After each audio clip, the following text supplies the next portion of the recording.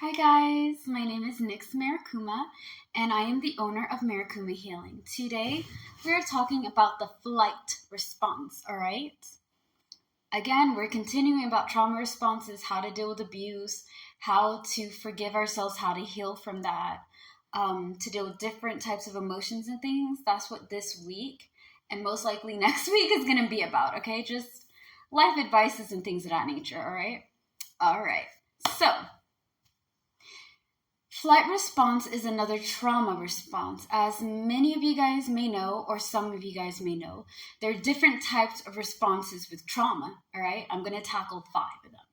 There's like 7 or 12 types, but 5 of them I know off the bat of my hand, all right? So we talked about fight. Whenever you're feeling like, whenever things get hard, right?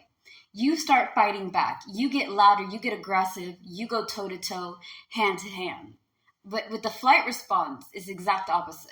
When somebody is experiencing a flight response, you are trying to escape from the situation. You're trying to run away from what is harming you, okay? So think of it like this, okay? God forbid any of y'all ever have to experience this or have gone through this. You get kidnapped. You have an immediate way of getting out. They're not looking, the door's open, and you dash out, right? You're running. You're running and dodging and weaving against everything, trying to get away. You're not looking back. You're just running. You're just escaping. You're trying to find an exit route. Now, when you're stuck in that kind of trauma response, and that's your survival mode, right? The mode that you live in by trying to survive, not living your life, but surviving it. It can cause you to be very unreliable. Okay, hear me out. When you're going through a flight experience or a flight response, right? Say that you got into an argument with your partner, with your family. You are the first one to pack up your things and leave. Go somewhere else and then do it again. Sometimes when we don't sit down and face our problems, we enter even bigger and worse problems. Say, for example, like people in relationships, right? It didn't work out with your partner. Instead of sitting down and breaking and understanding what's going on and what's happening, right? You tend to get into another relationship and get into another relationship and get into another situation. And it gets worse and worse because you're not sitting down understanding, why am I attracting these people? We attract what we put out into the world, okay? So if I'm putting out insecurities, I don't love myself, and I'm not confident in who I am, I'm going to get people who are not confident in themselves, who don't love me, who can't be patient with me. And even when I do get somebody good, right, I end up getting hurt because I end up pushing them away. I end up being very unreliable and very scared and intimidated that I can't be a good partner to those who come to me. The flight response can be healed, but you have to tell yourself to slow down. When things get hard, instead of running away, you have to understand, okay, is this a big enough deal? And if you keep finding yourself in bad relationships and toxic situations, then you need some time for yourself. You need to be on your own for a bit and sit down and really understand, what am I doing to attract these people? Before somebody come after me being like, that's not true, you're victim blaming. I ain't victim blaming nobody. I'm not. All of us have patterns that we need to learn from. You want to know why you go through the same lesson over and over and over again? Because you're not learning what you are repeating. Why am I getting into these relationships? Why do I have to jump to the next person? Why do I feel the need to escape when things get hard? Why do I feel like I have to find an exit route? Why can I not stay when I'm not comfortable, even when it's a little argument? Like, you don't like chocolate chip cookies. Who doesn't like chocolate chip cookies? Everybody loves chocolate chip cookies. It's a small argument, right? I personally don't care what type of cookie you like. I like baklava. All right, I do.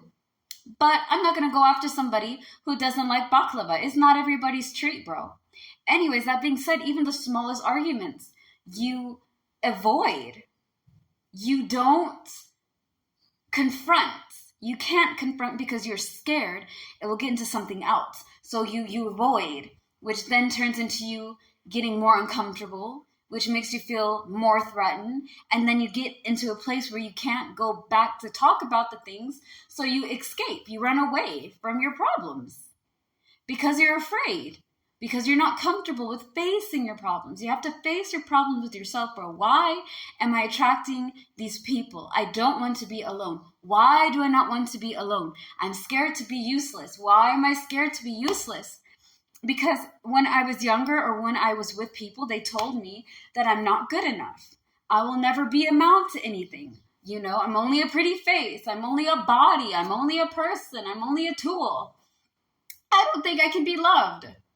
Some people have those feelings, bro. Some people have those thoughts.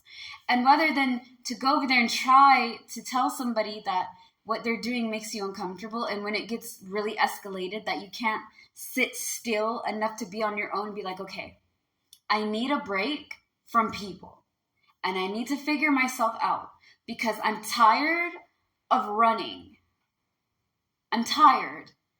Again, the flight response on a continual thing, like you're always in the flight response. You avoid problems. You don't confront, okay?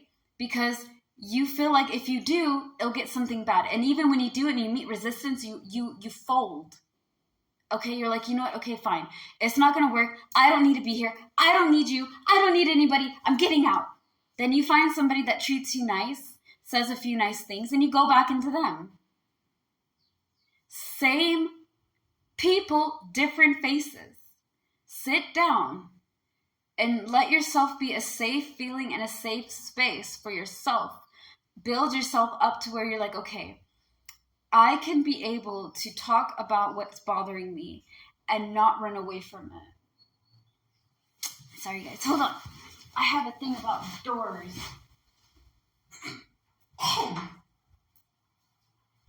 I have a thing about doors being open in a room or a hallway. It freaks the bejesus out of me. Anyways, when you learn to calm yourself down and you learn to understand where is this fear coming from and how do we handle it, you're able to face a lot of your obstacles without running away, without avoiding it, without being angry and upset with yourself because you're too scared to face it. We all are afraid. We all have fear, but you have to learn to heal yourself. Understand where is this coming from? How can we make sure that we can stay in relationships, talk to people, stand our ground, and not feel like we have to drop everything and move on and start over and over again? Watch your patterns. I have patterns, you have patterns. We all have patterns that we need to learn from. And when we learn what we're repeating that's giving us the same messed up results, then there'll be a test, okay? The universe and the higher powers maybe love to test you. They love to put something out like how you would used to respond and see if you're going to respond the same way or a different way. And when you respond to a different way and you learn your lesson that the universe or God, whoever out there is giving you, right? You're able to level up. You deserve to have peace of mind. You do not deserve to be with people that are going to treat you dirty. But at the same time, you have to be able not to run. Sometimes you have to face uncomfortable things to build up strength and tolerance, okay? Now, next up is going to be about our fawn response, all right? Thank you guys so much. Stay tuned for more. Be safe, slay the day, be happy and amazing. Peace out.